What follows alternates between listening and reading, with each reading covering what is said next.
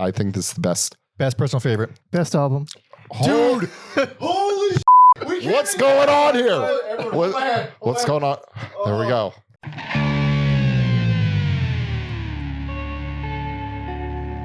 Welcome to Every Album Ever with Mike and Alex. My name is Michael Mansour, and I'm joined as always by my lovely, lovely Sludge Metal Lovin' co-host Alexander Volt. Say hello. Call me old hot fish on this episode. Don't. I will. Please. I will. I don't know why I said that. Of all the songs, I went with hot fish. Would that make me hot takes? You are hot takes, yes. This is Every Album Ever, the podcast where we listen to every single album in the world, one artist at a time. That's a new discography, more or less, per episode.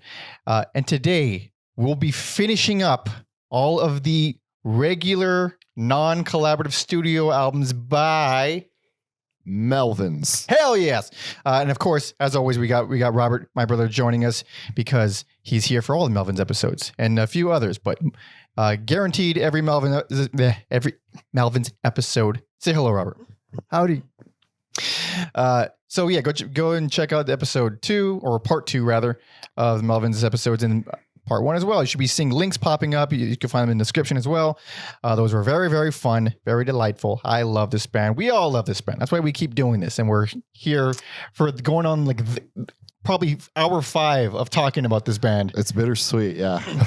We're still going to be covering all the EPs and collaborative albums and loose ends. Patreon members get access to those first when we do them.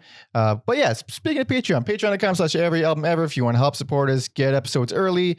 The loose ends episodes, as well as bonus episodes, 20% off all merch. Like I'm wearing some of the merch right now. And of course, tier 2 gets to jump the line and actually get us to cover the bands that you want us to cover. So that's very nice and good. We have a whole bunch more Patreon requests coming up, which should be interesting at least. Oh yeah, this year it's going to get weirder. It's gonna get weirder. We got to throw in someone people like some band that someone likes at some point. But if it's up to us, it's all just weird ass obscure shit. I got a few popular ones I'd want to do, but you know, Patreons be Patreoning. Yes, they do. Yes, they do. Plugs up front, Robert. What you got? I host a monthly radio show on NTS Radio called The Athenian Marketplace. That's if you want more of my taste of music that goes pretty deep. Oh, it goes deep. Yeah. Oh boy. And you can follow me on Instagram, hoodpass.wick. And music. I released an album. Oh my god. Oh my god. Adavan Korea. It's an album by the Athenian Marketplace. Hell yeah. You should if you're on YouTube, you'll be seeing things on the screen and all that shit.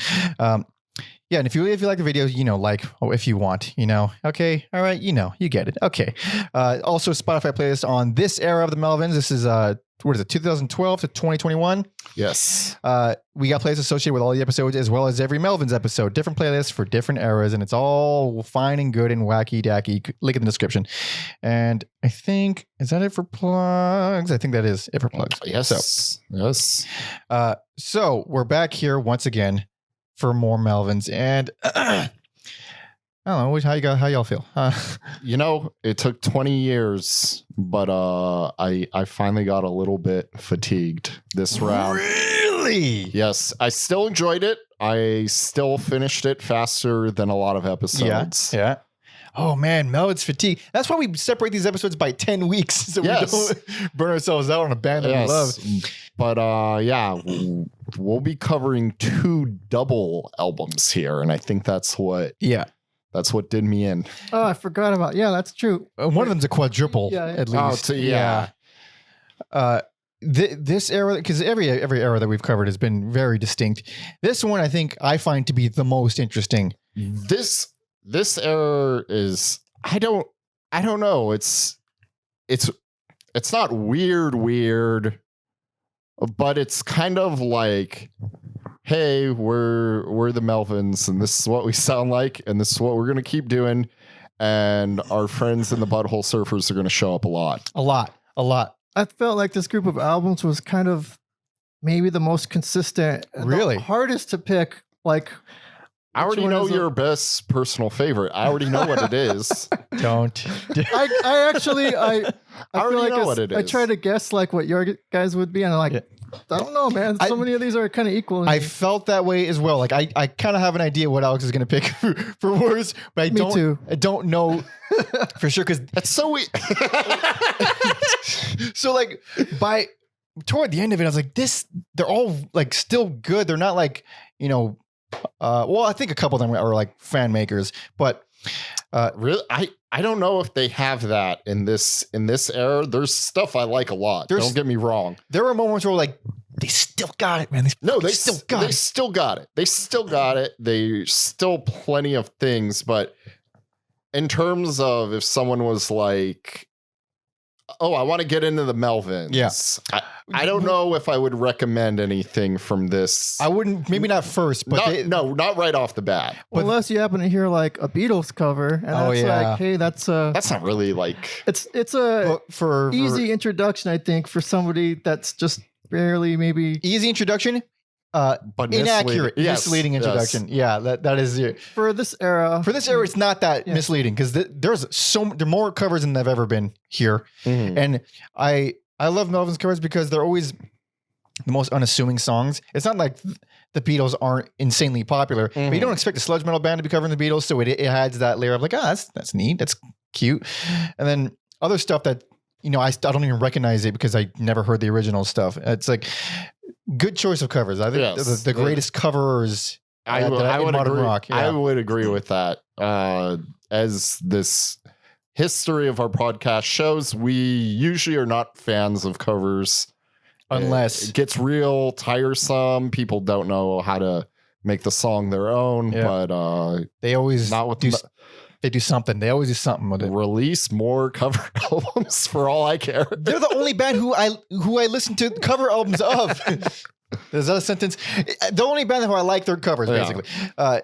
It's delightful. But the thing that makes this the most, at least to me, the most interesting era is because, just the lineup. The lineups are the most batshit. The least inconsistent. Wait. Like lineups, like someone's like it feels like every album, almost like a collab album, like each album. Bass players are dropping in. You mean the least consistent? Sorry, yeah. Lineup wise, yeah. Lineup wise, not yeah. music wise. It's just like maybe I think 2 albums have the same members back to back out of all 9 that we're going to be covering. Yeah, it's just, and what it struck me as like they finally like accepted like. The Melvins are a bass player. We don't have a bass player. We are Dale and Buzz, and we're going to do whatever the hell we want from album to album, see how it goes, get who we got. And these days, as of 2022? Yes, is that how you say it? 2022. I guess, Steve McDonald is like he's the guy. Yeah. But not even all the time. Not even all the time. He comes in like midway. He's the most stable. He's been there since 2016. Yeah. Which is a while now, which time flies. But I love Steve McDonald. I think he fits in so well with them. Just like the wackiness, his crazy suits. I love the guy. Yeah. I think he's great. I think I've only seen them twice with him. I haven't really seen too much of them with Steve. I never got to see him with them. I saw them with Pinkus. That was the last time I saw them. I saw them with Steve once. And also Red Cross was playing the same show. And I only heard the first EP by Red Cross, but they're fun. They're a fun band live. It's dancey, happy, fun, rocking. It's Steve McDonald through and through. Goddamn, that guy just has so much positive energy. I don't know what it is about. But it is 9, right? That we covered 3, 6. Yeah, it's 9. So covering 9 albums. First one came out 2012, and last one, of course, 2021. If you watched our 2021 year-end episode, we already talked about one of these albums. It was on my list. Well, Mike mostly talked about it. So this time I will chime in, but let you guys talk more. Because when he picked that, I said, "Fuck that! I'm not listening to that." It's big album. It's a very long album. But so okay, out the gate, there's a weird lineup, but it's also kind of stupid because it's released under Melvin's light when. I guess at the time they thought like, oh, we're not gonna be doing these weird spin-off albums all the time. Yes. And they proceed to release 7 more spin-off albums like that that aren't under Melvin's light. I think also like Jared and Cody were still in the band when this came out. Okay, that makes more sense. So yeah, it wasn't, and it's weird because Jared and Cody don't really like leave. They don't really leave, but they just this taper them off. Yeah, yeah. And it's such. they stop calling them back. I can't think of another band that did that where it's like They did the fade out. Yeah. I mean, but that's why the Melvins are the Melvins. that's why I love these albums so much, because like we just bring in our buddies whenever we want. Yeah. See, maybe this guy will sound good on this track. I'm curious to know how these albums I are think made. that was kind of by design, even with the big business lineup after the Kevin Rutmanis situation. They're like, they didn't want to go through that again. We can't ever love again, so therefore everyone's just a booty call. But by the way, I can't believe Freak Puke is going to be 10 years old. I can't believe it. Dude, that's insane. It's man. I remember when it dropped like it was yesterday. I was very excited for it. I can't believe it. We're old. Oh my God. But anyway, we should probably start if you're ready. Yes, please. So we got a lot to cover. This came out 2012, like we keep saying. This is Freak Puke.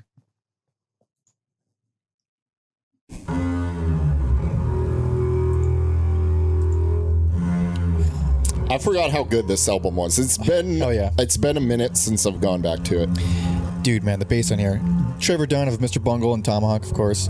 Doing stand-up bass. Yep, but with a bow. He's using a bow, which is great, much better. Also, I think I said in episode 1 that was the first version of the Melvins I saw live. It was Really?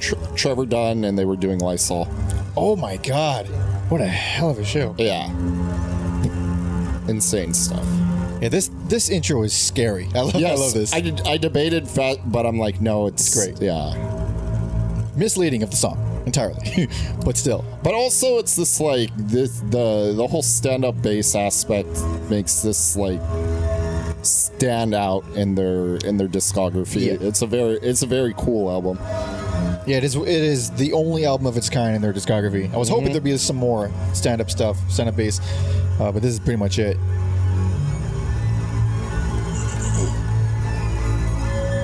I don't know what it is about this album, but to me, it kind of feels like the last of a certain era of theirs. Really? This one? Yeah, after this, it feels like kind of what this group of albums is kind of like. Like the next album feels more like what we're going to get more of. Yeah. This one only fits in because it's a strange lineup, I think. Oh, so good. This song is fantastic. It's actually a good pop song. It is. It's wonderful. I like how it's just. It's weird how it's like it's always just the Melvins, but bringing in something different. Like I don't know. They're the kings of doing that. And Dale's drumming. I mean, he's known as a hard-hitting guy, but this is like, versatile. Beautiful. He went softer here than on the acoustic album. Yeah. 100%. But it's appropriate. That's what's important. He's probably using brushes, maybe. Yeah, he is.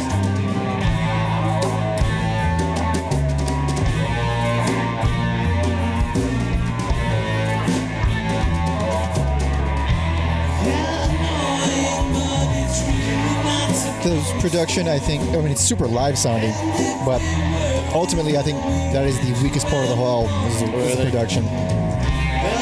Because that guitar tone is like it gets worse on another album, but it is like the reason I hate a lot of the sound of some Melvins albums. I hope Toshi's listening to this. Well, I mean, he does all the ones I like too, though. Yeah, no. That mid tone, it's just so prominent. And what it does ends up just taking all the power out of any of these songs. Even though I think they're all pretty much great songs for the most part. I really like it. That's great. And you're not really sure if you're going to get bangers on this album, but you got Baby Won't You Weird Me Out. Hell yeah. Good song. And then because we were talking about covers, this is how powerful the Melvins are. Let Me Roll It. I never even fucked with that song. Really? It's a great song. Before I heard the Melvins version. Oh, man. Oh, I love it. And that's just how good they are. They're fantastic. How good they are. I never was like, hey, let me throw on that Paul McCartney jam. Great unexpected pick. for a cover. Oh yeah, Oh, yeah. yeah. It's amazing. I mean, you don't like that first Wings album?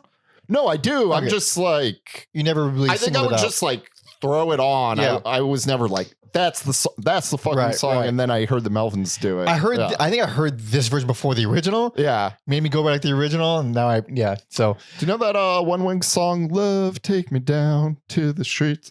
if it's on the first album, I have not heard it. Sorry, it's a joke from that movie Role Models. They made a fake Wing song. They actually damn. like recorded. I'm an idiot. Stupid. Sorry, I thought you saw it. It sounds like a Wing song. Anyways, I digress. So, look, bangers, yes, and A Growing Disgust. I think it's one of their best songs. I can't get it out of my fucking head. Like for the past whole week, and it's funny because that song, just the way it's written, really reminds me of the Big Business era stuff. But like, I mean, why does it? I mean, it's still the same guy writing it. It's still like part of it technically. Yeah. But just the way it's written, like, you can kind of pinpoint which time period it is based on how the songs are put together, which is neat. I think it's a very neat thing. I was taken aback by Holy Barbarian. Heck Like- yeah. Heck oh, yeah. yeah. Oh yeah. That was giving me like flashbacks to playing Mortal Kombat 2 as a kid. Really? Like Really? Deadpool. Really? Oh shit! Yeah. Interesting. I thought that's like, I don't really use the term beautiful with the Melvins, but that song is nice. Dude, so that song, it's ugly, but it's also pretty and it's ugly. It's an oxymoron of a song. It's wonderful. Strange. It's still kind of doomy too, though. Yeah. For me, I think the most memorable track back when I first heard it, and still You're this gonna say time, Warm for we're in I Firewall. fucking knew it. I like it. No, it's a good song. It goes into It's like this weird thing at like at the 1:30 mark, like just turns into like this completely different song. Let's get Hell to yeah. taste. Hell yeah. Let's get to taste. Because that first chunk isn't for me, but as soon as that comes in, hell yeah. I like the riffing in the beginning. You said 1:30? Yeah.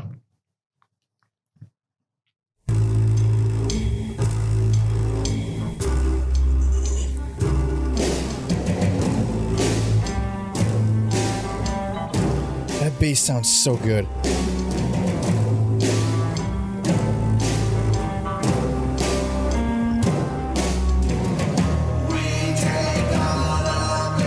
What a weird section. I think it's quite a skill to record a weird song that's not off-putting. Oh yeah. Oh yeah. They never go full beef hard. God You know, damn, this is so I fucking used this strange. example on the Beefheart episode, but this also gave me similar vibes of like a Disney villain song. Yep. 100%. I think that's fair. I don't love everything on here. I don't care much for Leon vs. Revolution, nor the title track or Tommy Goes Berserk. I like Tommy Goes Berserk because it's a very like moody album, and then Tommy Goes Berserk, you get like some what I call like wipers psychedelia because I feel like it's not like full blown psychedelic rock. It's like how the wipers do it, which the Melvins love. So it makes sense. That one grew on me actually. I mean, around 7 minutes 10 seconds, that's where it kind of gets real dark and creepy, and it changes. But before that, it's just long and jammy, and I'm tuning out. I know you. Yeah, that's Yeah. the thing. But I mean, the ending is fucking wacky and experimental as shit. I think there's even gargling sounds on there. Yeah. This is probably too obscure of a reference, but it reminded me of this like krautrock album called AR and Machines. They have this track where it's like making funny vocal sounds or whatever through delay. It's really weird like that. That's why people come here though for the Weird, most insane. Check it out. reference. Yeah, Yeah. people need to check that out. Holy shit. This is one of the most unique albums in their whole catalog. Strange that they didn't do more with Trevor. Like they like this anyway, because they have like one other song where he's on stand-up bass, but nothing like this.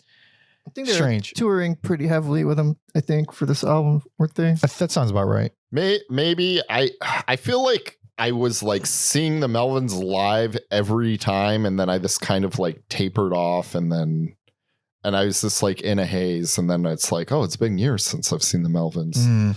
So on my to-do list, if Re-see the Melvins. re-see the Melvins for the 100th time when they're not playing with Ministry, though. I have no interest in. You like Ministry? No, it's not that I don't like them. I've just heard mixed things about them live. So, and then this current tour is like Melvin's opening for them. Yeah. So I'm like, I don't. Right. Anyway, I think I'd like to see Al Before I Die. Yeah. That guy's really likable. I like that guy a lot. He's out of his mind. I think he's great. Yeah, good album. I still think the production is like the biggest problem. It's just so empty, and I like the liveness and the coldness of it. It's very cold and lonely sounding album. But the parts where they're trying to go hard, I think it's a little bit underwhelming because of it. But a cool album regardless. Yes. Now, next. This is the first. Wait, we're only covering one covers album, right? Yes, Yeah. I hope so. Yeah. There's so many covers, littered throughout. Yeah. It So feels this is the only actual covers album that we're going. Okay, so this came out 2013. This is Everybody Loves Sausages.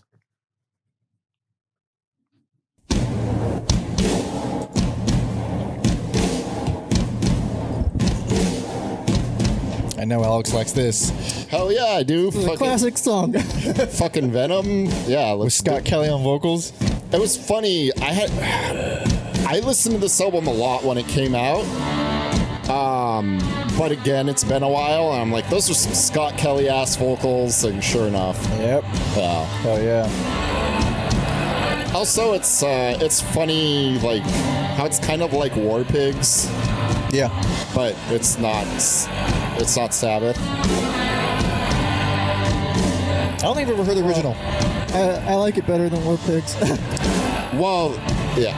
I mean, it's not. Yeah, like I said, it's a Venom song. War Pigs is one of those overrated songs that I still love quite a bit. I don't think it's overrated. This song is so strange. I guess when you take like a crazy, unhinged band like Venom and you do it through the lens of Melvins, it's gonna. It's killer riffs though, just ugly, and then all of a sudden you get this, which is just fucking Judas Priest-esque, and fucking, it's great. I always try to imagine what it must have been like to hear it when it first came out. Well, the original. Yeah. That's been wild. They try to do like that like 80s metal production on the vocal. Yep. Yeah. The slapback reverb and stuff. That's what that calls.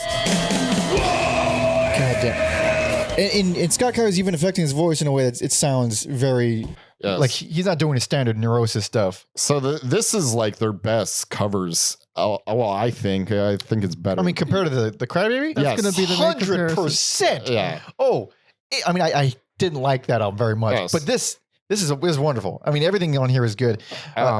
This really sounds like, well, the Crybaby sounded like each and every song was just so distinct and a separate production from the next.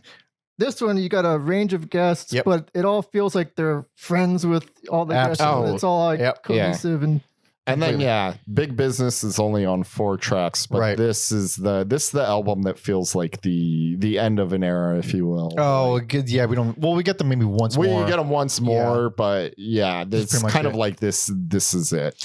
They cover. I mean, the fact that song is followed up with a cover of Best Friend from Queen, it's like, what? Come on. It's like synth driven. I was going to say, there's like wacky synth on there.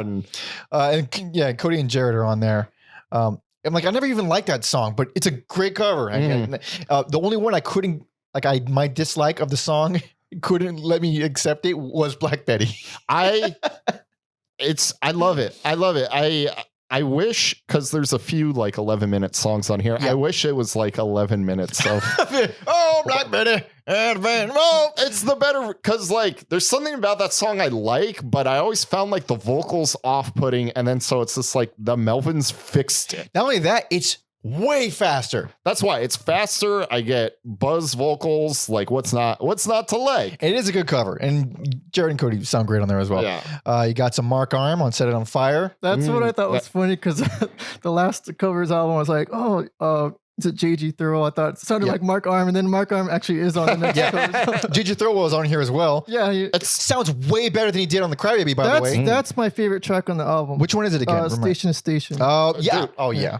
Station to Station, another, much like, I knew that song better and would listen to it, but much like Let Me Roll It, after the Melvins version, I'm just like, I never realized how fucking heavy Station to Station is. Oh, yeah, it's so good. So good. It's one of those unique songs where all the parts are different from each other, but it still sounds like the same song, you know? Yeah. That's how I feel about Halo Flies, which will come to it much later. But what was it? I'm also really happy. Like the choice of covers on here, I think, is so delightful because they cover Attitude by the Kinks. And I think the Drummer for Blondie is on there for some reason. Oh, nice. I don't know why, but it's, why not? Why not? Fuck it. Yeah, and then I made you guys listen to it before we recorded the Roxy Music cover with Jello, our favorite. Yes, that's right. And Every Dream Has a Heartache. It's this song about a blow up doll. Every Dream Home a Heartache. Oh, sorry. Yeah, I'm all tongue tied, but and Kevin Romanis is on there as well. There you go. That's kind of like a supergroup right there. I love it. Yeah. I love it so much. And Jello's voice is weirdly appropriate. He bought it down a little bit. It's still him, but the original is still kind of creepy, which is it's appropriate because the Brian Ferry does kind of have wacky vocals, so it makes sense, dude. Because hearing the original, I like, even if I didn't know Jello sang this cover, it sounds like a Jello line. Like it does when it gets super loud. That's like a very Dead Kennedys-esque vocal line. Yeah. Like, it's just a very smart choice. You know what's really funny about that song? When this album first came out, they had like a preview on some website, and they only mentioned Kevin. I didn't know Jello was on it. He wasn't listed. So when I listened to it, I thought it was him singing. And I was like, oh, man. He sounds rough. Then I found out it was Jello. I was like, oh, this isn't weird at all. All of a sudden it becomes very normal. Like, it sounds pretty good. Like, that's our weird Jello Biafra bias. And then I feel like this album also kind of starts the like garage rockification of the Melvins with things like Timothy Leary Lives. Yeah. That is I think the cover doesn't quite live up to the original for that one. Who does the original? The Popo Pies. Popo Pies. The original is one of the best punk songs. Really? I need to check it out. So just lyrically, it's like that. It's like the perfect comedy punk song. Because I'm fast, because that's not the only time they cover them. And it says it has members of Bungle and Faith No More, but it doesn't have, I don't know who the hell's in it. Okay. It's Trevor, I think. It's Trevor? And bass, probably. So I'm on their Wikipedia. So obviously, you mean definitely Faith No More. You got Billy Gold, Mike Borden, Roddy Bottom, all of Faith No More. They're probably just in there doing like the backing. But this is punk band from '81. Yeah. And then Trace Bruins was in there. I mean, I'm sold. I'm absolutely sold. Yeah. Yeah. So there's that one, and there's also Tales of Terror, which I never got around to listening to Tales of Terror. I feel like it's one of the ones that I probably should have. Apparently they are a big inspiration for the grunge scene. Yeah. There's I saw all these songs. They actually cover all these bands. They did 2 cover songs for each of these bands and then released it through EPs. And then this is just like one EP after the other. Yeah. And then of course the resale value is fucking. Well, that's why they put out that 7-inch Shit Sandwich, right? It's called like Shit Sandwich, and the B-side was And You Just Took a Bite. Like it was like a 7-inch with nothing on it. I believe it. And they just sold it because they know people who would spend ridiculous amounts of money on rare records. Yeah. I have a few holes in my Melvins collection, and some of them aren't meant to be filled. No. So I just got to accept that. Who else we got in here? Scientists. Never heard them, but that's the Mark Arm. Yeah, that's Mark Arm's song, but it's a good song. On fire. The Jam, Art School by the Jam. Very cool as well. And then the most interesting cover of all is the Throbbing Gristle thing, which isn't even a Throbbing Gristle song. This is kind of like a tribute to. Yeah, it's named after one of their albums, which is a creepy fucking album. Heathen Earth. And it's like they say that it's done in the style of Throbbing Gristle, but it's still more musical than Throbbing Gristle ever was. That is a band I am horrified to do a deep dive on. They're scary. Like, I mean, if you can make music scary, that's the band I would go to. I think we're gonna hear more of their influence on some of these albums. I think so. I'll see you on the Throbbing Gristles episode, Dude. Robert. Because there's no way he's not on that. Right? I would love to do Throbbing Gristle. Shit, we're gonna get requests for them now. Not that I dislike that, but yeah, like I mean, unique takes on song. Plus, it's all Melvins Dow. It's just fun. Obviously, it's not gonna be like their best album, but it is 100% one of the only covers albums I'll ever go back to. Ever. Yeah, I feel like as a heavy music fan, the like go-to thing everyone thinks of is like Garage Inc. by Metallica. Yeah. But even if you don't know those songs, it feels like a fucking covers album. This just feels like a Melvins album. Because they've just been Melvins. Yeah. And even with all the guests, it doesn't even matter. Like you got Tom Hazelmeyer on Art School. He's a guy who from Halo Flies who started AMRAP. Mm-hmm. And he's on a few other things, but it's like little things like that where like it's like full of guests that most normal people don't give a shit about, but I'm like, oh cool, it's the guy from Halo Flies. It's always done in such like a seamless way. It's never.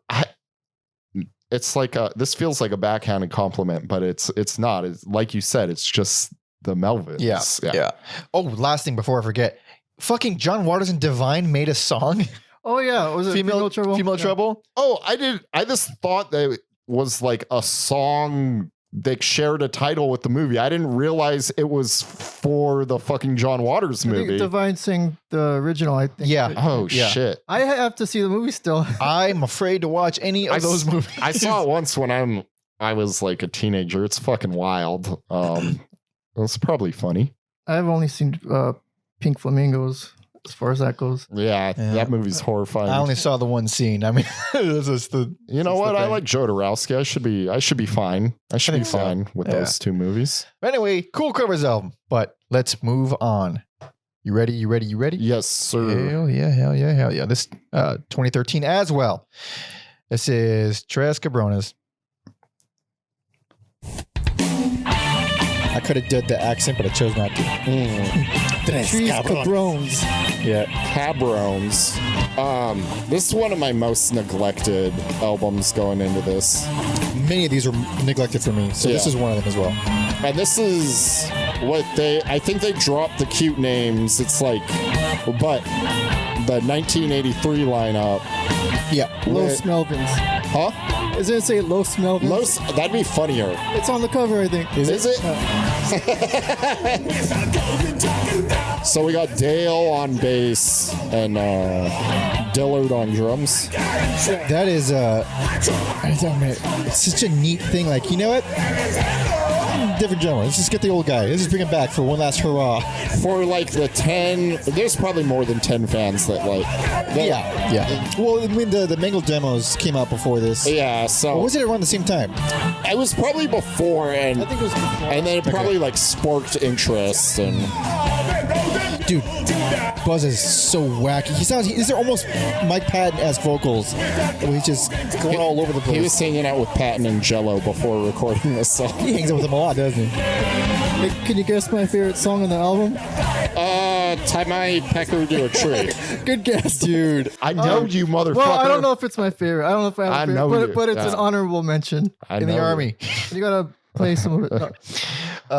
Well, I like Tie My Pecker because it's the right amount of absurdity. Like it just it doesn't wear its welcome out. It's just funny. It's like a segue almost. Yeah. So we should mention pretty quick because that opening was a pretty serious Melvin song, and it's track 4. Time My Pecker Tree comes on, and it is. Well, put it on. Oh, because sure. We have an idea of what we were hearing, and they're gonna do a lot more of this kind of stuff. Sure will.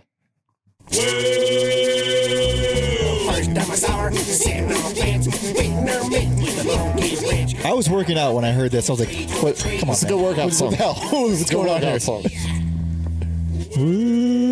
Okay, we get the idea. All right, it's a novelty song. There's 2 more of those too, and I think that is They're covers.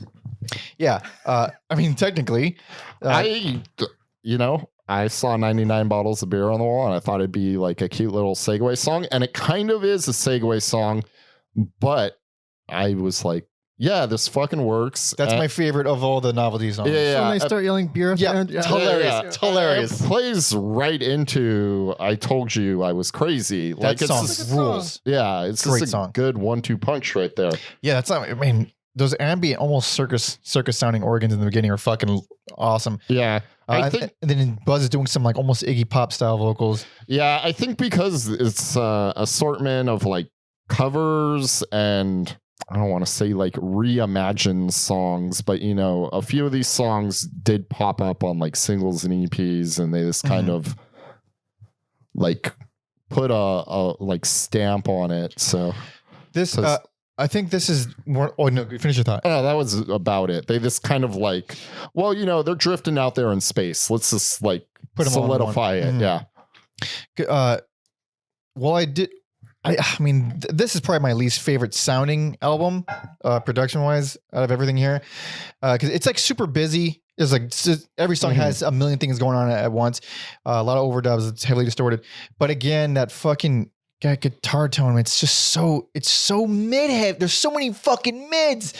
And it's just, I don't know. It just sounds How scooped are they? just so scooped. Couldn't get more scooped. I don't think they're scooped, but like, Isn't that the obvious? it's opposite. No, But yeah. it sounds like it's coming out of like a broken speaker when you crank the mids that much. I just hate the sound. I'm sure a lot of people are fine with it, but it's like this is the peak where it's like the most like that. I think it kind of tones down in the albums after this. It does say low smell. Sorry. Oh yeah, 10 minutes.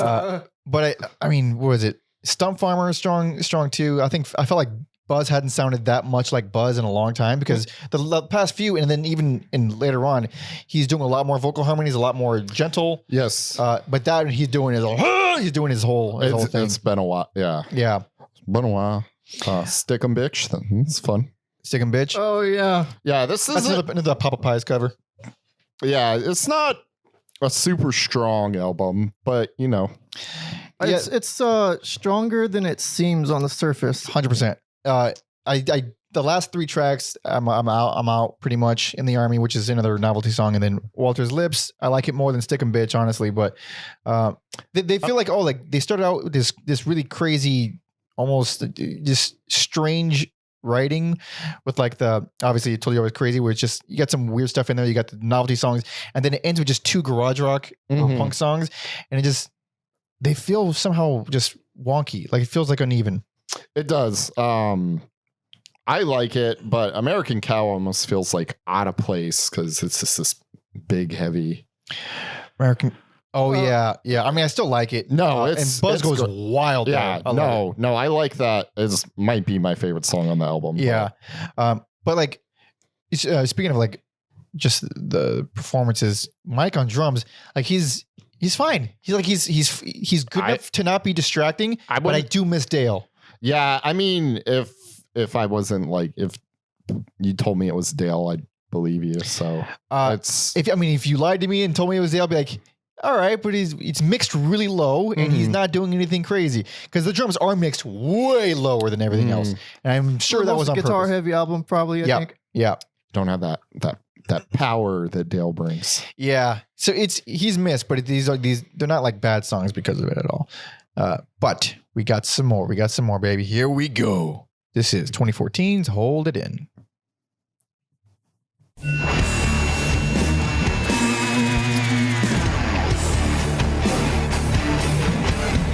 Now we got a couple Butthole Surfers on this one. Yes. Please check out that episode. It's episode 40 something. People like it. Watch that one, please. That kind of like, not that we're like, that kind of like made us. Butthole Surfers got us all our fans. Yes. That has like the most views. Most views and the most new people have. They're all because of that episode. Well, hey, maybe it'll help this episode. Hopefully.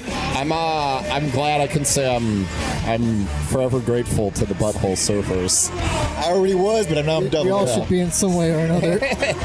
I love this song. This is a great song. This feels like It's just kind of like I remember hearing this and thinking, okay, how would I categorize this? They're kind of like, it's not super heavy like the earlier stuff. I think it's it's kind of like grunge. It's kind of like grunge. I think it's pretty. This is pretty fucking heavy, and also it feels like, even though not like special attraction or novelty, but it's like, you know, we had all these gimmicks. Yeah. Going into this, and this is still gimmicky, and I don't mean that in like a bad way, but god damn, going into this, I wasn't sure, and this, I think this is the best Personal favorite. Best album. Dude! Holy shit! What's going on here? What's going on? There we go. Did it. We did it. Did it. I can't believe we came together. I'm blown away. It's amazing when me and Mike do it, but all three of us, you are the wild card. This guy's a maniac. This guy's a fucking. That was my final wild card. Holy sh! This album is Imagine awesome. it wasn't even Robert's best. He just heard us say it, and then You he's just changed feeling it. left out.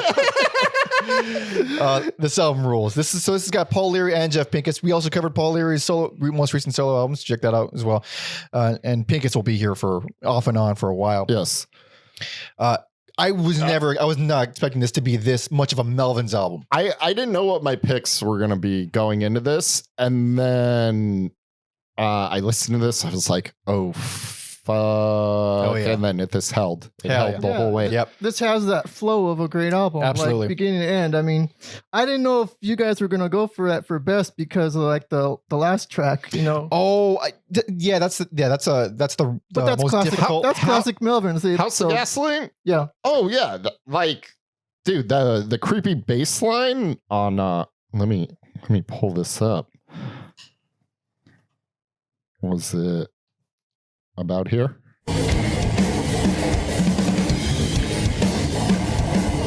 Yeah, it pretty much goes into like, around the 5:30 mark, I think more gurgling sounds come in. I noted the fucking organs are on 8:30. We all have timestamps for the same song. So this one, Yeah.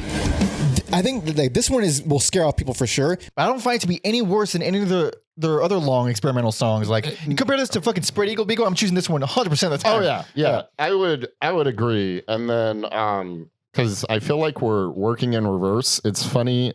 There's like this Instagram thing where I think I forget what it's called, but it's like out of context rap lyrics. And it was like Eminem, and it's like, call me pissed offerson because I'm pissed off. And I'm like, that's not real. And I like listened to it. I'm like, oh man, weird. And then I was like, oh shit, the Melvins. Pissed offerson. The Melvins did it, but like when the Melvins do it, it's like, of course they have a song called Pissed Offerson. I was trying to find out who did it first. Melvins. Yeah, that's what I thought. Melvins did. Yeah. Speaking of that song, you got Pinkus singing on there, and he sounds amazing in every song that he sings in. He has this classic hard rock wail, and he sounds way better than ever. I was not expecting a Butthole Surfer to sound like that. No. Well, what I like is the Paul Leary vocals. And it's like, that's Paul Leary. That's Paul Leary. You can spot him anywhere when he screams. Oh yeah. But that's actually like a nice song. Again, kind of like a pop song. And then I think the end is like super Beatles, like Magical Mystery Tour. And it's like a really nice transition into the next track. I really like the Paul Leary songs because they're so absurdly poppy compared to everything else, and they're paced so perfectly. They're put exactly when you need them. Like you're listening to the opening track, which is this heavy, brutal thing, and then you Can Make Me Wait right after with robot Paul Leary vocals, which is like vocoder. I love that song. Beautiful. I like when the Melvins dabble in the like electronic stuff, and it's always dabbling. It's never. I think the closest we got to that was some of the stuff on Honky. Yeah. That was a great one. But yeah, it's just like fucking like 9 yards. It's just like it's weird. It sounds like this very like specific alt metal thing in the 90s, but it's never it wasn't something the Melvins did, so it's like unique for them. It has like just the mix of brutal sludge and poppy, psycho rock, whatever the hell you want to call it. It keeps it from ever dragging. Not that it's a long album. It's not a long album at all, but it always, each new song is like, what are they doing next?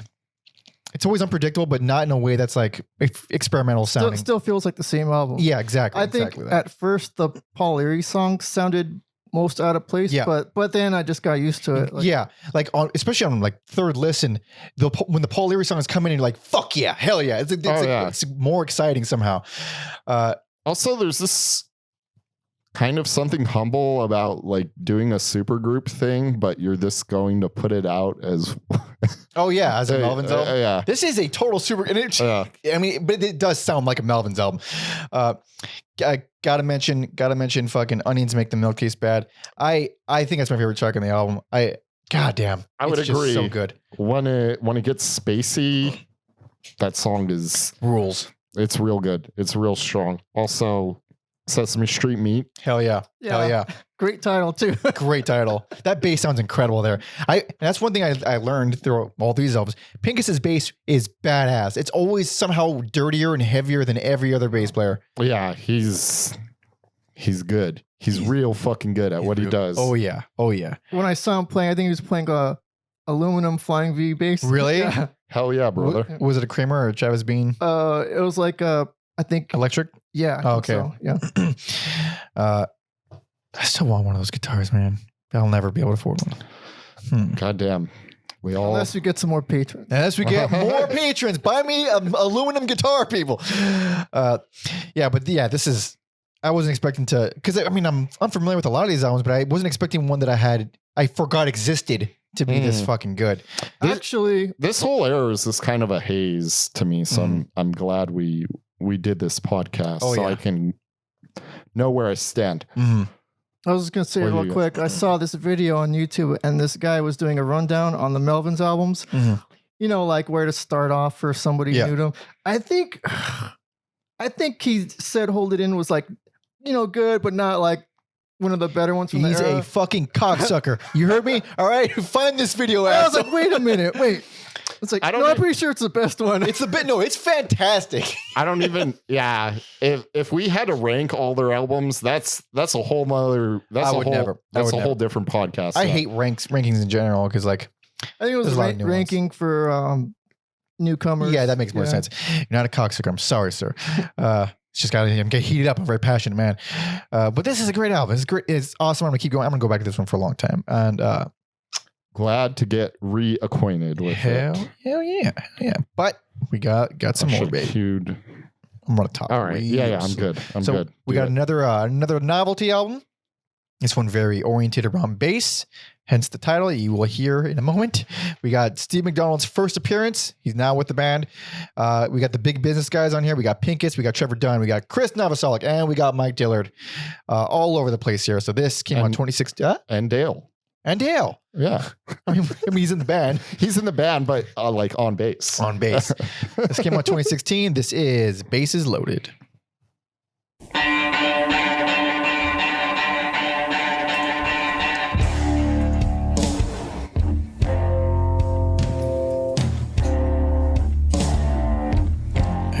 Really like this song. This is a good opener. Oh yeah, it's fantastic.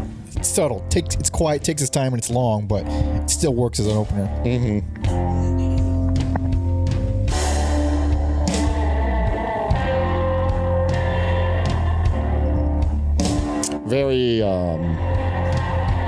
Very epic. It feels like a while since they nothing against Hold It In, but.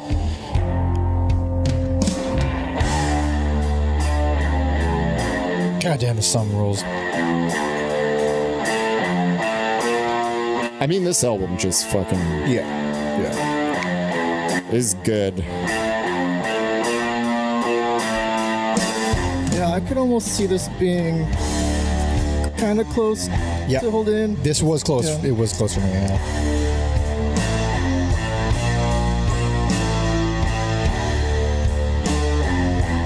Get some of those buzz vocals. Oh yeah.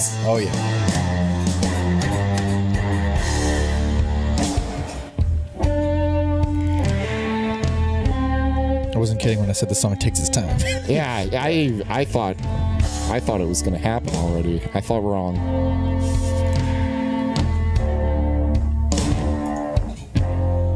There was still violence to behavior. There was a weakness to be seen. I don't know, man. If you've never heard the Melvins and you're listening to this and you don't like this, get out. I mean, this is wonderful. Well, this one took a little longer to grow on me. I had just other favorites. Did it really? There's some really good songs in this album. Oh hell yeah! Can you guess my favorite? Tell me it's not shaving cream. Shaving cream? No, but that one's good too. No, I like "Hideous Woman." Oh, that's it's a great it. song. It's a mean song. Great song. Also personal favorite. Very It nice. was too good not to It's fantastic. not to give it an accolade. Yeah. And this, well, I don't know. It's also like bittersweet. It's like the last big business song on That's here. right. Which one is it? Is it Choco Plumbing? Yep. Which I was talking to Robert about this. I had no idea that the Melvins were animated in Uncle Grandpa. I didn't either. I couldn't believe it. Yeah. Couldn't believe it. And then they play that song. It's not the big business version. It's re-recorded. Yeah, for the show. Yeah. It's delightful. They're in fucking Sunset Overdrive and they're in Uncle Grandpa. God damn it, man. I love this band. And mentioned only in passing in Juno, not featured. Oh, I think they played Civilized Worm in that like awful Lindsay Lohan movie where she was like a stripper. Really? I think they played Civilized. I forget what shit. the fuck that movie. Mean Girls? No. That's a great movie. Get the fuck out of here. That is a great movie. I never saw. They're also featured in a True Detective episode, I think. Oh, that's The right. good season. Oh, the third season's good too, but the first season is Dude, the one. music on season 1 of True Detective is fucking rad. They play like Melvins, they play Bosnian Rainbows, which is Terry Genderbender and Omar. They play fucking Wu-Tang Clan. Get out of here. Anyways, this I like this album because it does a little bit of everything. And yes, it was very close, but Hold It In, this felt more tighter. Yep. This More one, Funny, I tighter. felt the opposite. really. I felt like Hold It In had a little bit of everything, and this one felt tighter. So the reason why I don't feel Your picks say otherwise. well, it's because this is only. I mean, it was close, but I don't care for like the nursery rhyme stuff so much. I mean, it's funny and it's cute and very Melvins-y You still. gotta play 1 minute and 23 seconds of shaving cream. Wait, That into it or just After at that okay, point. okay. Fair That, enough. It's the ending of the song. Yeah. I know what part you're talking about, and this made me think about Butthole Surfers, cunts. And it's probably the repetitive cussing, yeah. But the bass comes in, it's pretty cool. I mean, yeah, you got this like cool percussion going in the background too. This is so wacky. You know what, It's so Robert? wacky. You're right. Shaving cream is fucking awesome. And like the first half is, I mean, it's novelty songs. It's not unlike the stuff from Cabrones. Planet Destructo's fucking rad. It's dreamy. There's some like jazz stuff on there. That's Trevor Dunn on Stand Up Bass again. That's why I liked it. Except this time it's mixed well.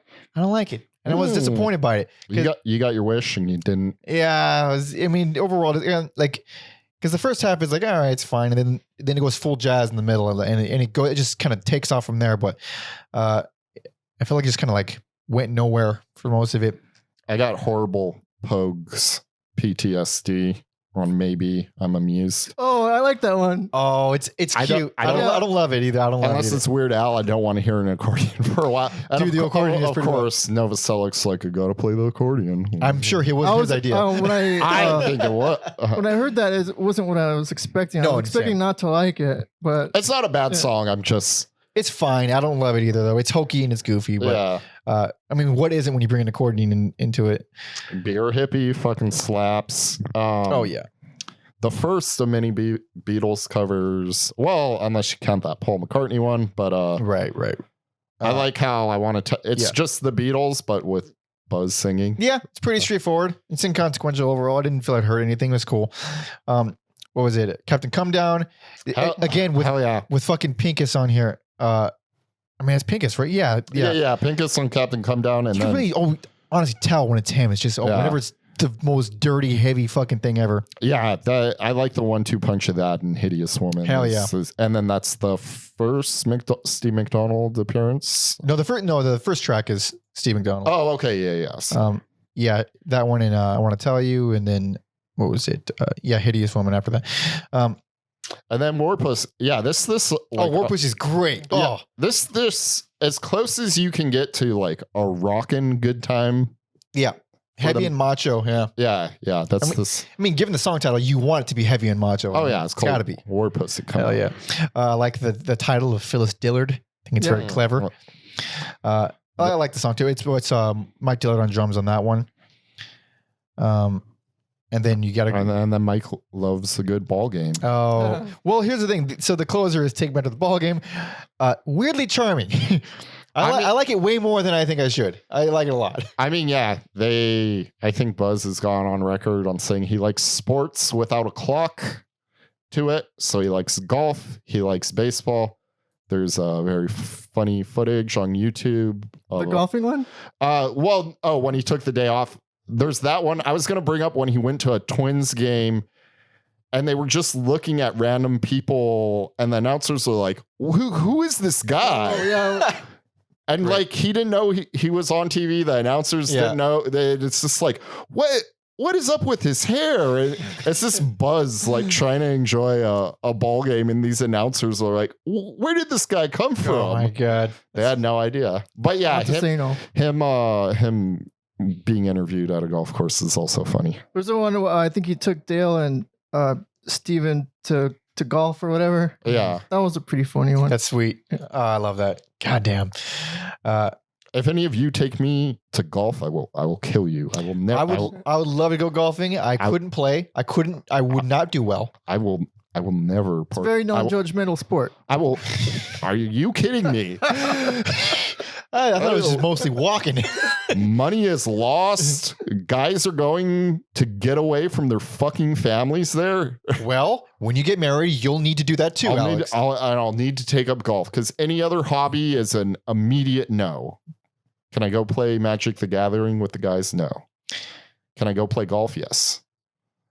Sorry. I don't know, man. Magic's pretty nerdy, dude. Let's go golf, dude. Let's go golf. There's the boys. There's nothing nerdy about working on your stroke game, all right? You can start with miniature golf. You tell me you don't like miniature golf? Oh, no, miniature golf. Oh, that's fucking right. That's what I thought. That's what I thought. Count. It's the gateway there. Fucking miniature golf all day. Fucking. They should do a golf album.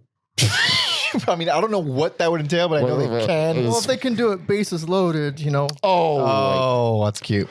And then the next one will be like par for the course. 4 strokes. It's a YMH reference for those of you who get it.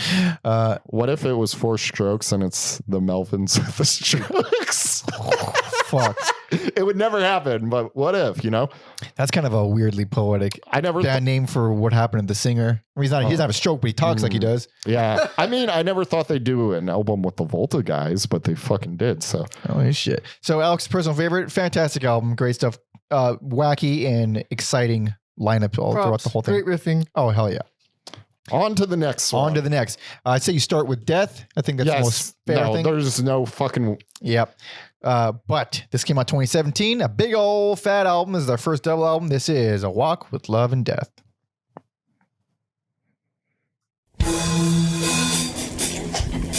The death section of this album. Awesome. Great. Awesome. And I love this song quite a bit. Also, you can tell people don't like this album because it's the only affordable album on Discogs. Is that right? Yes. Affordable secondhand. Let me rephrase that. So this is also a bit of a novelty album in a way. Yes. It's got the two albums in one, but also you got fucking Joey Santiago on here. Yeah. And I don't know where. I can't find where he's at. Same with Tom Hazelmeyer. He's on here again. And then the Terry Bender is on here, but I heard her on a track though. But it's easy to hear her voice. Where like Joey Santiago, you're like he could be doing anything. This song rules. I think it's clean, but it sacrifices no heaviness or kick-assness. Rules.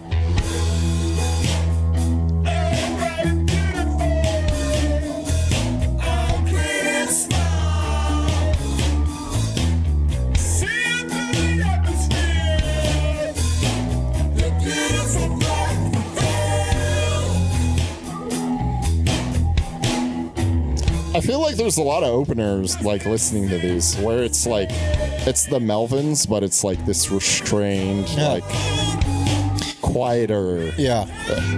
A handful has been like that. This album does get pretty heavy, but it opens up with two pretty mellow songs. It does. I love that. It just happened. Guitar and bass. Guitar plays the line, and then the bass plays the line. They just alternate between each other. The same exact line. Yeah, like this song is way more interesting if you're paying attention to the background and little things. Mm-hmm. Also, worst least favorite. Had a feeling you were going to say that. Just for the Love album, it's. I understand. I gotta say though, I just grouped the worst with least favorite because I don't want to spread any more negativity across the albums. But I think you should though. Yeah, that's what I've been doing like this whole entire time.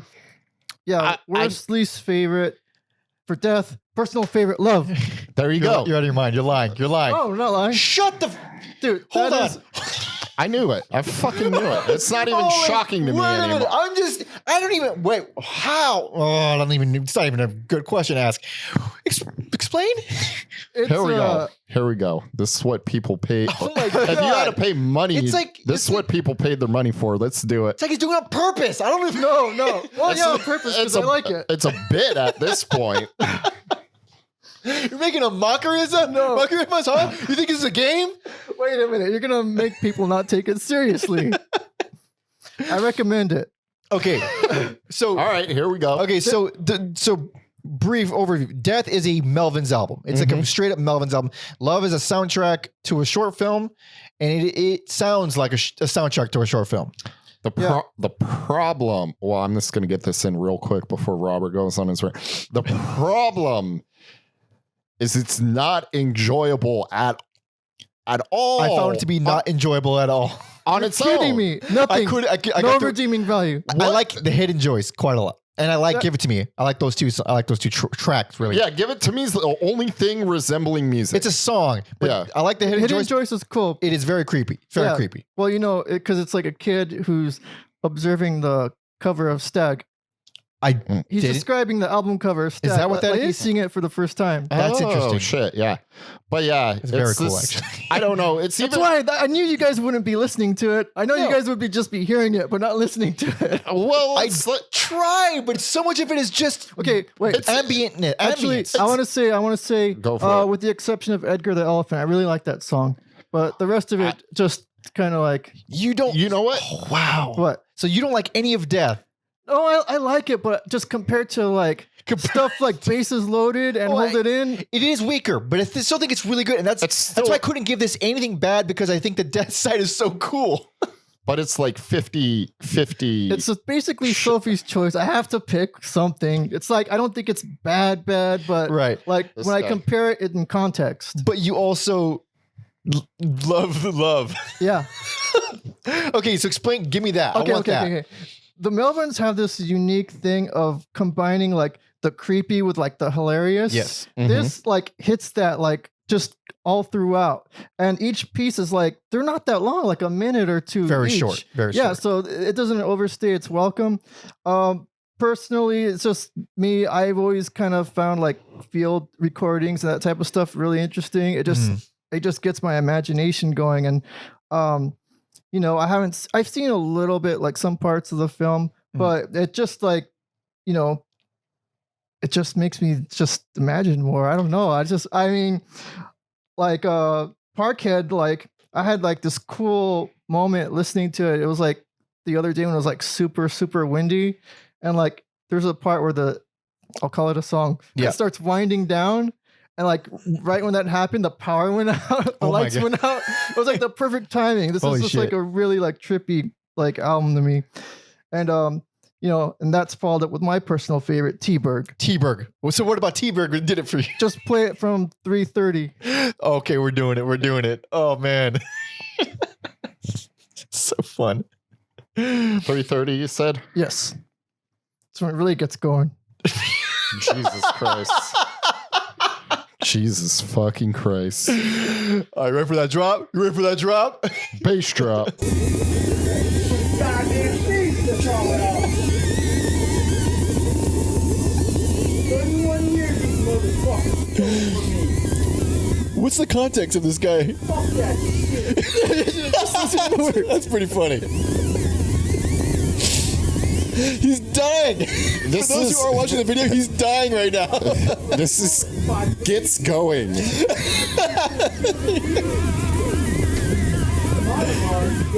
Jesus Christ. Yeah, but see, that's a good ending. So to that's the point. That's thing is, it's not a It starts- misrepresentation of the whole album. That's like a lot of what that is. That's why Alex and I don't like it. Yeah, that's if you just threw them on random, I couldn't tell you like chicken butt from T-Berg. Well, it's just It's not. I don't think it's like. this fucking maniac. This Dude, every Oh, fucking okay. time. this You guys- fucking jamoke. You guys don't like the beginning No, of. no, you don't even know. No, look, okay. Look at. Put on Parkhead. Stop making us listen to this No, album. no, we're done. We still got. I'm cutting you off. You're you're fucking drunk. I'm cutting you off. Look, you guys want to hear this one for sure. Like everybody needs to hear it. They will hate it. I think most will. Here's the thing. They would listen to that and they'd be like, "That's the same fucking song you just played." I really thought this was the worst thing they've done since Prick. No, that's why I find it even more perplexing because they're like on record about how awful Prick is. Yeah, I think it's better than Prick, but not by that much. I get that it's a soundtrack and it's probably an experimental film and you're doing like these soundscapes, but I feel like this is really the heart of the Melvins. you're a fucking Like, troll. you You're want a to fucking bypass and get to like the core, like you're a fucking troll. that humor, that sense of humor, and that just weird. It's so weird. Anyways, Christ Hammer, that song fucking slaps. So that was the love part. It is worth a shot, I'll tell you that. But Death, we're back to Death a little bit. Christ Hammer. Christ Hammer rules. Yeah, that's the best song on both albums. I don't know. I don't know which one I like. T-Berg is. You're fucking fired. T-Berg. No, it's T-Berg, goddammit. Get off my fucking podcast. If I ever meet Buzz, I will tell him personally I love T-Berg. He won't know what you're talking about. He doesn't even know. He doesn't even know. I think he does. I think No, he I think probably does. He probably does. I'm I don't even need to know who the guy is yelling or anything like that. It's Yeah. just I don't need to know. Like it stands on its own. Unlike a lemon party, cactus party is actually fun. Cactus Party is pretty badass. But if you like lemon parties, no offense to Hey you. man, it's all good, baby. As long as you keep it away from me and my family. And you can hear Terry on Cactus Oh, Party. okay. I mean, Robert's the only one he really likes is Edgar the Elephant, and I do think that is probably my favorite. It's I love that song. Fucking love it. Fuck it. It didn't stand out to me here, but let me tell you, as an acoustic song. Oh, I know. We'll get there. But the thing is, yeah. So Alex's worst and least favorite, My worst. Robert's worst and personal favorite. Worst death, personal favorite for love. Yeah, and I couldn't give it anything because, and it was oddly enough a really specific reason. Because even though I could only get through love once. Once. I couldn't take Just it. put it on and go out driving No. late at night. Fuck no. I get what he's saying. That actually sounds like I would like it a lot more in that context. Not so much playing Risky Rain 2. It's not exactly the greatest ambience for that. But I love Death so much that I was like, I can't. This is so fucking good. But then again, I've made the argument before. If half of your album is unlistenable, in my opinion, you fail. You have. But and here's the reason I didn't give it worse anything. Hypocrite. On streaming, they put Death first. Yes. And that alone, you could just end it after. Yeah. I mean, Cabrone technically, even if you have like the vinyls, you don't have to fucking. Yeah. I think maybe that's why I liked Love so much, because Death was first. And then it was just like, oh, this is getting good. I listened to Love first. So did I, and I fucked up. Yeah. Yep. Yeah, that was a bad way. But yes, you can get cool limited versions of this album for $40 because everyone fucking hates the Love section. Interesting. And But it got really pretty decent reviews too. I don't get it. And yeah, I would say, if you're Fantastic work of art. It is a piece of art. I will tell you that. It is not so much an album. Is that what you call garbage art? Damn. Sorry. You gotta throw hands. Stab him with one of your mini paintbrushes. I see a lot there. Oh, yeah. You'll see what I'll do with those at some point. It's a threat. Robert's like, time to meet T and Burger. T and Berg. Sorry. Whatever the fuck it's called. Sure you don't want to hear a little bit of No. Parkhead? No. Final offer. You shut your mouth. Y'all don't say that. Oh, shit. All right. We're on to the next. We got a couple more. This came out 2018. This is Pinkus Abortion Technician.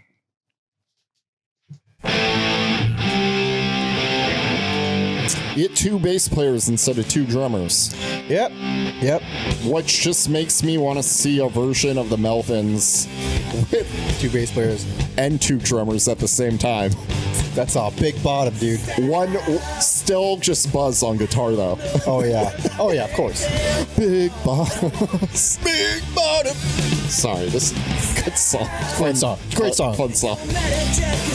So this is a cover. This is a 2 covers in one. This is Stop by Free? Is it Free?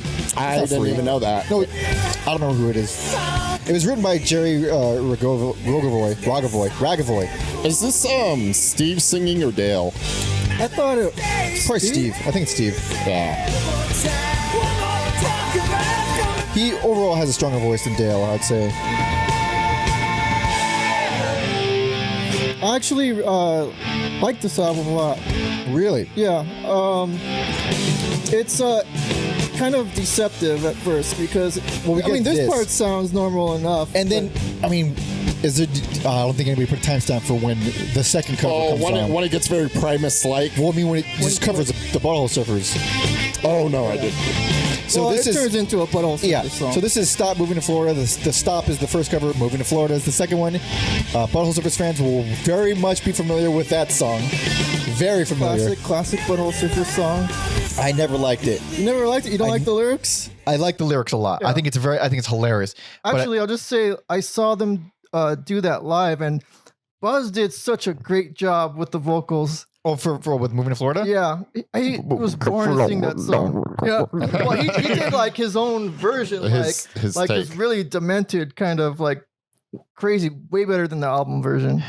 Sorry, Worsley's favorite. Ooh. Yeah, this one is the only one where I was like, I don't hate it. I don't hate it at all, but I guess it's kind of a letdown because I already forgot what It's the most normal sounding album they've ever done. it's one of the most normal sound. Yeah, Hold It In, you're like, ooh, Pinkus is bad. Yeah, so I get that aspect of it, and it's the most like garage rock thing, which is like, I think because of McDonald. well, it's also half covers.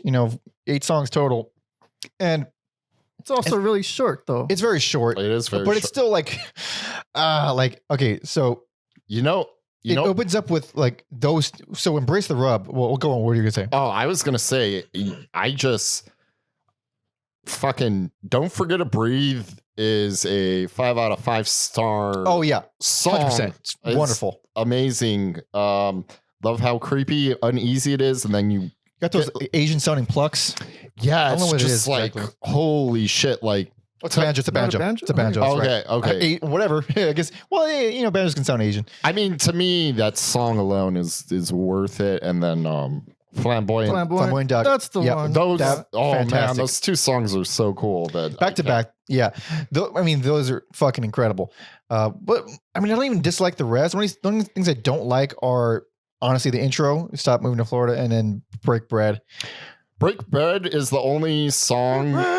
That one won me over because of that weird bass part. It's I was like this weird chord slide thing. Like I was gonna say that's the only song where I like noticed two basses, where like I didn't have to like lean in and listen for it. I didn't even know there was two basses in the whole thing. I thought they just switched off. no, Oh, I timestamped 46 seconds. on Break Bread? Yeah. There you go. Yeah.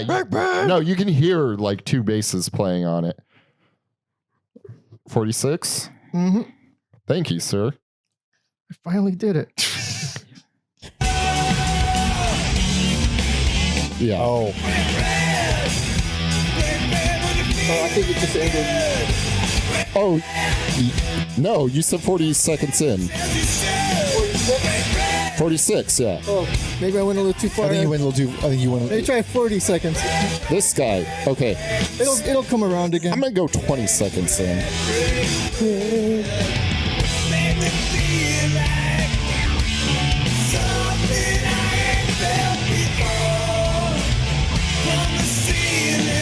And we're back to 40 here.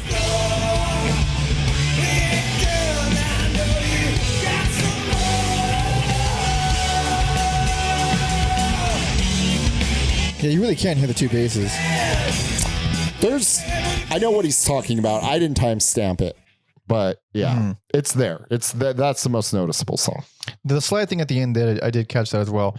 That one just feels like the most. I mean, that's the most generic hard rock song I think they've ever done. I mean, Yeah. it's up there, which is why I don't care for it so much. But after that, you got the very endearing cover of "I Want to Hold Your Hand." I have mixed feelings about that. I wish it was just like fully like slowed down and twisted, because it's like they kind of flirt with it. They do make some arrangement changes, but nothing drastic. I remember seeing them play that live, and I was like, "Oh, that's so nice. That's so fun." Oh, wow.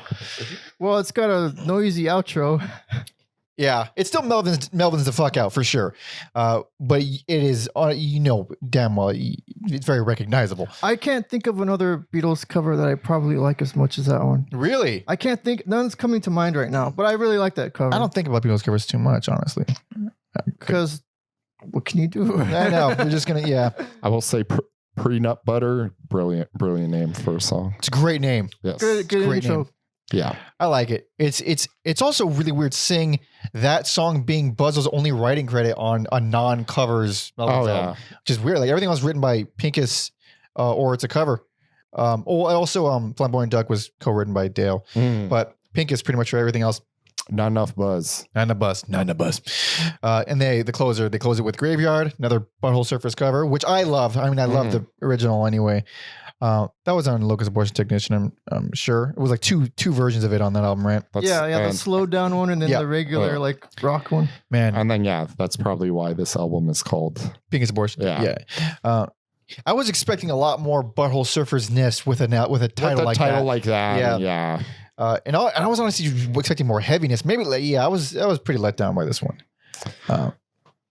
Fair, but also those two tracks in the middle. God damn, classics. Yeah.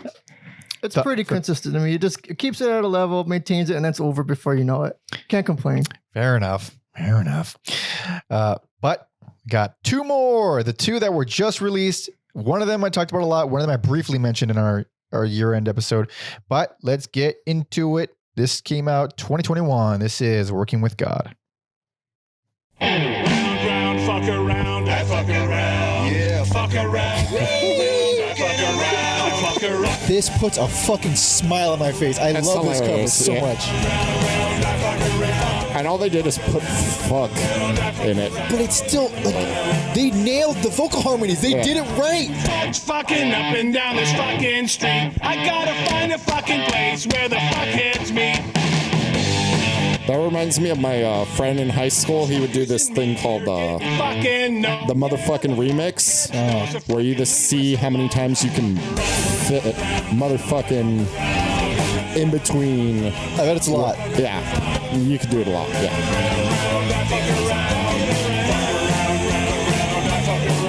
It also just reminded me how much I love the Beach Boys. All right. Well, yeah, we all get the idea.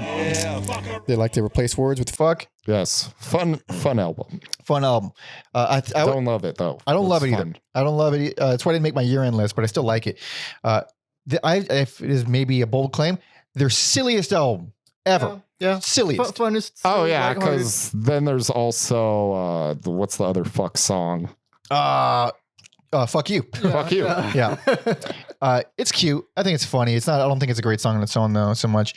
But There's some like straight ahead, like by the books, Melvin things that are still really good. Negative no. Hell yeah. Just heavy. hell yeah. Bouncing Rick. That's almost like it's not Honey Bucket, obviously, but you know, the same Yeah. kind of like spirit. The maggot-esque, faster. Yeah.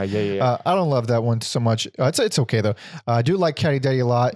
And then Brian the Horseface Goon grew on me. Like the intro, I think is silly. so silly and stupid and kind of annoying. That guitar part is just becomes hypnotic. After It does. A while. Yeah. It's almost like a binaural beat where it's like they're just slightly off. And but the song itself totally grew on me, oddly enough. It reminded me of being in high school. It's like, oh, we used to call people horseface. Oh yeah, it's very. Guess so mean, everybody did yeah. that. Really. No, everyone did. We sure did. Well, every male did. Oh, We're of fucking course, of assholes. course. Yeah. Boy Mike is another Honey Bucket, the maggot style. I think it's solid as well. Yeah. And then, There's these cool vocals at the end of that one. Mm, On Hot- Boy Mike, yeah. yeah, my favorite song, obviously, Hot Fish. That's your favorite? That's my favorite. It's so goofy. I like it. It's goofy.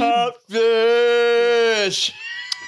It masters being goofy with the heavy and just brings it together. It's very twisted. It's the lyrics sound fucking gross. You're singing about literal hot fish. It's great. It's very like Zappa beef heart in spirit, the lyrics. Yeah, it's goofy. I just don't care for the riffs, the main riffs too much. I think Very chromatic. my favorite song on here, and it's strictly like nostalgia, is Good Night Sweetheart. It's cute. Yeah. I like it a lot Oh, too. the ending is It's great. crazy. Because they would do that with I'm a simp for Cody and Jared. They would end their sets with Cody and Jared doing that. Oh. And I'm glad there's finally a recorded version, but the crime here is Jared fucking made that song and you get a little taste of it, but like live was just so fucking unhinged. He just like be up there with the mic going like da da da da da da da da for like minutes, just doing that, like vocalizing that part, and it's just it always like made me laugh and smile, and then to like hear it, but not the like full insanity. Yeah. I still like it. I still like it. It always makes me think of this being a fucking psychopath and subjecting people to go da da da da da da da. You should listen to Love one more time. I like when a man is scatting. A man is scatting, not when the actual music is scatting. Oh shit! It's a really endearing outro. I like it a lot, even though it's not even really a song. It's just a kind of goofy, fun thing. But before that, Hund, I think it's Hund. Yeah. Strong as well. And it's like most of this album is like, all right, I like it. I don't love it. I like it. I don't. It's mostly inconsistent, but still a lot in here that I do enjoy. The funny thing about this one was, I think the first impression was stronger than the repeat listen. Oh, really? I think when I first listened to everything, I thought, oh, maybe this is going to be the best one. I was like, oh, new Melvins album, making my year end, and then I listened to it a few times. I'm like, sorry, boys. Sorry, boys. Yeah, I like it, but it obviously I like something else more. But they're still at it. They're still being. And that's the thing. Another overarching theme. They're still wildly unpredictable. Like every episode is just like, man, these guys are unpredictable, huh? And still. Like still completely unpredictable. Oh God, just puts a fucking smile on my face, man. I love these guys. God damn. So yeah, even when you don't love it, it's still like, well, I didn't see that coming. This is fucking hilarious. But we got one more. Give me the Jared remix of Goodnight, Sweet Darling. Okay, yeah, one more. One more, baby. One more. Here it is, 2021 as well. This is Five-Legged Dog. The superior version of Edgar the Elephant. I don't know if I'd call it superior, but I do like it a whole lot. I think it's way, I love this version way more. God, it's so good.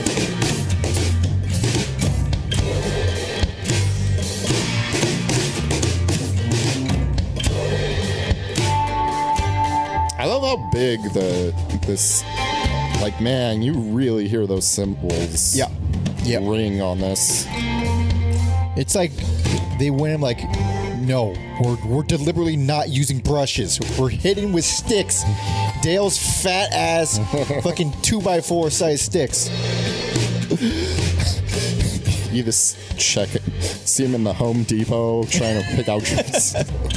Well, the funny thing about this album is it's always obviously it's an acoustic album, but to me it's just as much a vocal album. Yep. The strangest vocals that probably on any Melvins album. Oh yeah. Oh yeah. It's a lot, but what I appreciate about it is we've never done an acoustic album.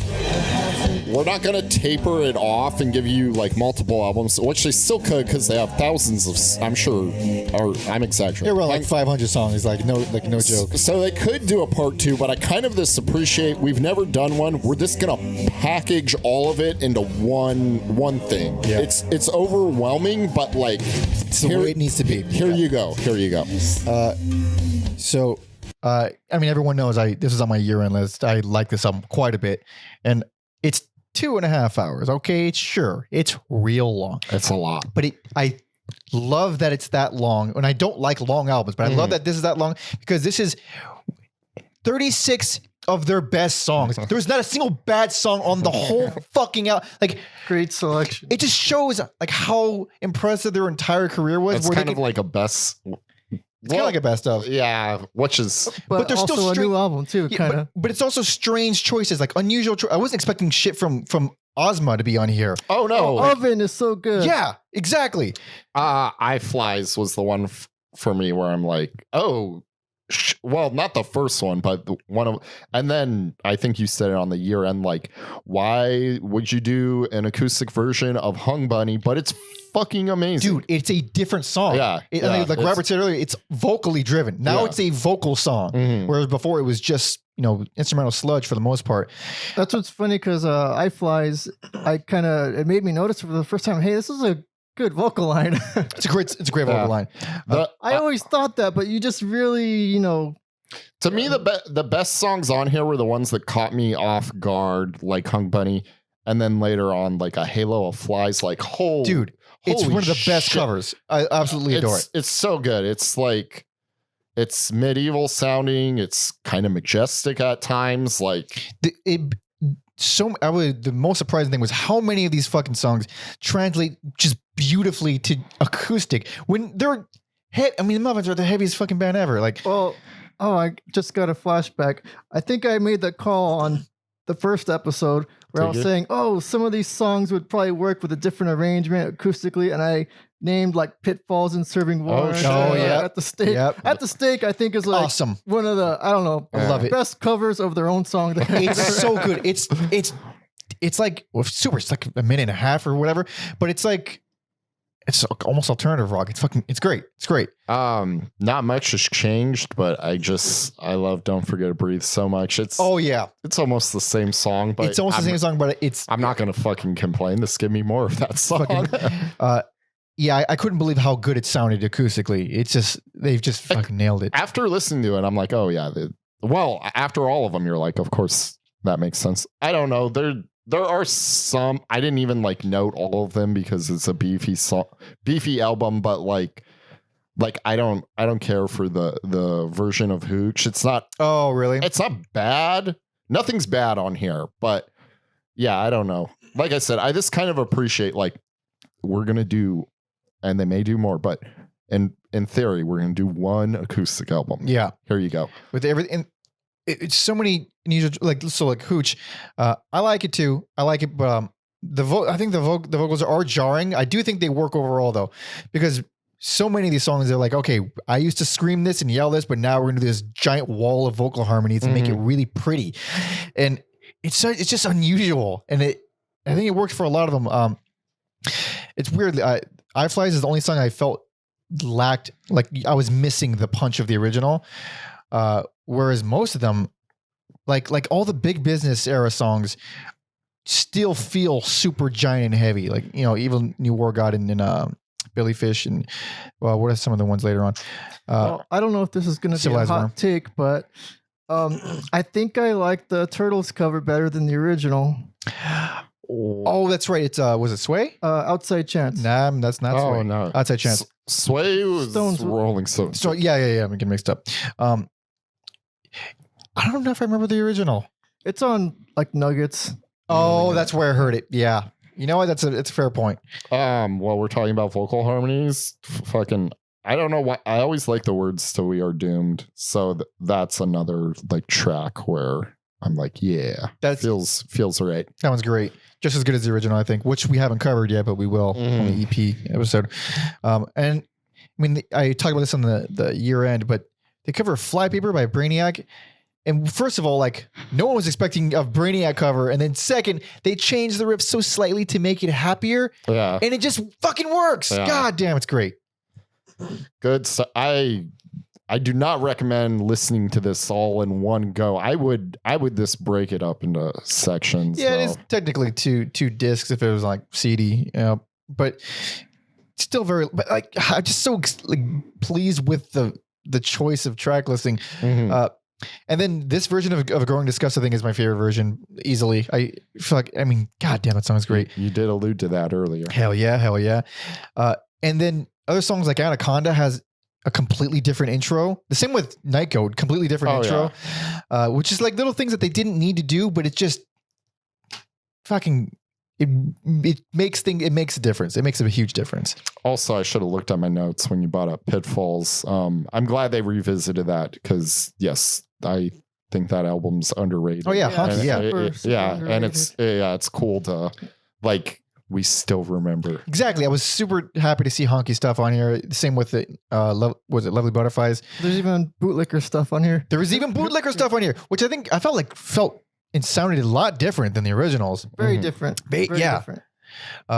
Which is interesting because that's a little bit ironic because that was like their first mellow album, and those translate the most differently to this acoustic album. Yeah. It's Yeah. interesting. It also made me really want to go back to Stoner Witch just because, I mean- Stoner Witch is so good. God damn, the Revolve on here is amazing. Queen, I always have Queen stuck in my head and I never remember what album it's on. Really? Yeah. Exactly, yeah. No, Love it. that kind of brings us. I guess that's the end. Oh my goodness. We did it. We did it, guys. We got through every standard Album. studio album. We're not done, but we are done with the heavy The lifting. main line. Yeah, Holy yes. crap. And this is why we don't do big discographies because it takes us It took us almost a year. Well, not. 30 weeks Yeah. or yeah. I Well, mean, we could have done them back to back, but I think that would have driven you guys insane. Yeah. It would have driven us insane. that's not fair to the band at all. No. Especially one that these all deserve multiple listens. These are all, I mean, they don't have any bad albums except for the stuff that Robert likes. You don't like Hold It In? Prick. Yeah. I'm kidding. I never gave Prick personal favorite or Electro I know. Retard. I like Electro Retard. I like Electro Retard. But oh shit, I guess might as well wrap it up. Thank you for listening and watching. Man, that flew by. That one Is flew this by. the quickest one? No, Okay. it's well, this out of one the of the- three. out of the three. It might be second place. Okay. I think the last one was shorter. I felt like I lived here recording that second one for some reason. Really? Like I felt like I was here for a week for some The reason. first one was significantly longer than like all of them. Yeah. But go check those out. Those were very fun. Very fun. I assure you, There was no shortage of hot takes by Robert on every single one of them. Every single one had something. Every single one had something. He is the Kramer to our. Tune into the Athenian Marketplace on NTS Radio. If you want more of love. But yeah, so I you know what? Let's do a little recap. Best, hold it in. Personal favorite, Bases Loaded. Worst, least favorite, A Walk with Love and Death. Robert. Best album, Hold It In.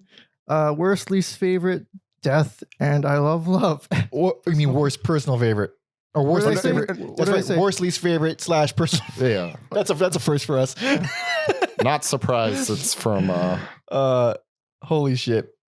Oh yeah, for me, Hold It In best, personal favorite, hell yes, and Pinkus Abortion Technician, worst least favorite, unusual choice, but you know, things happen. So what are they up to now? I know they just released like not released, but it was like a on demand concert. Was it a concert? well, we did the before we were watching their cover of Spoon Man. Looks That's right. like they got an EP coming out. Yep, And which then, hopefully will be out by the time we record the loose ends. I don't know. I don't know if they're still on tour with Ministry right now, or if that tour even happened. I don't know what's going on with touring these days, but you know. I know they recently canceled a bunch of dates in OC, LA, and stuff. Oh, that was with Ministry then. Yeah, I'm going to make an effort to see them this year because I miss them. Miss them. Yeah. I've never had a bad experience at one of their shows. It always just feels like I'm with my people. Yeah. Plugs? Yeah, I guess we're gonna do the wrap up plugs. I think we should let Michael choose the last song. No, because you. Wow. Yeah, he's right. No, for He's sure. right. That's a 100 little ahead because you had. Thank you. Yeah, you had episode 1. I had episode 2. I knew we were gonna. I thought about that too. I was like, all right, I think I'm gonna keep something in mind. No, yeah. But thank you so much for listening and watching. If you want to help us out, please subscribe on the YouTubes and all. Well, subscribe everywhere, but YouTube helps a lot. Please let us be seen by the almighty evil algorithm. Leave comments, likes, share, all that horse shit, because we can't control the future. We're all going to die. You can follow me on all social media at PanderMonkey. You can follow Alex on Instagram at Mother Puncture. and Robert at hoodpass.wick. Hell yeah. Athenian Marketplace. You can find links to all his stuff and you'll find links to all his stuff in the description. Listen to his record, Out of Van Korea. Hell yes, hell yes.